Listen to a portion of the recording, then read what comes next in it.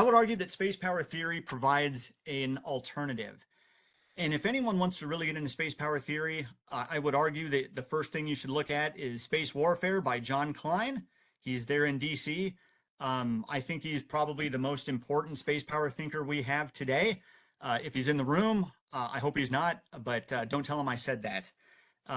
But really, what did he do that's so important? Well, he argued that the inherent value of space is the utility and access it provides.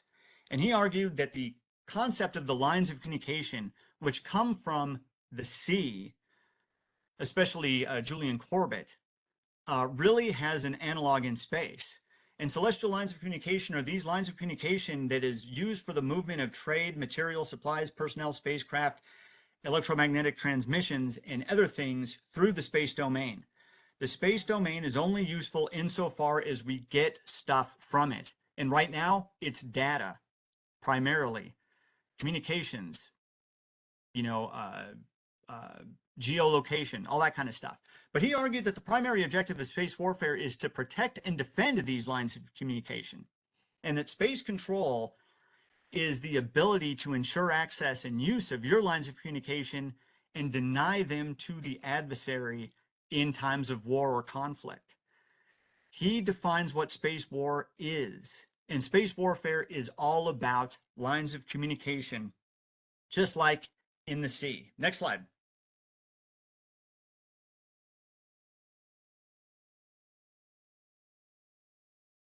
Now this, if you understand military writing in sea power, warfare over lines of communication is inherently a form of limited war. Why? Because it doesn't impact directly the survival of the population or the territorial integrity of states, right? In space war, it doesn't necessarily lead to escalation from a theoretical perspective because it takes away things that are sort of nice to haves or something else, but leaves everything on, in your territory relatively unscathed, especially if you keep the violence in orbit, in space, and not on the ground. Now, why is that important? It's because most people tend to think that space warfare doesn't happen. But space attacks and space defenses happen all the time in real life. They're not reported on very much. They're sort of ignored by the, intelligentsia to a certain extent.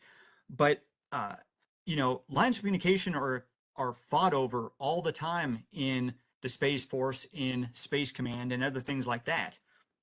But why is it that we don't see that? Because it necessarily doesn't impact day-to-day life. It really doesn't. Now,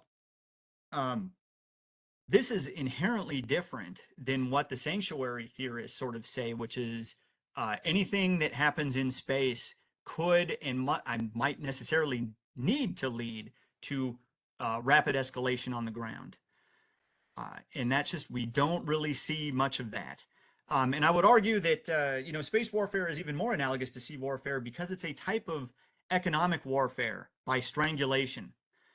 The NDS, the National Defense Strategy, used GPS, but GPS is something that if you degrade it or you deny it in a certain area, it will slowly degrade your economy. Will it cause some damage? Yes. Does it cause catastrophic damage? No, especially if you have proper safeguards in place.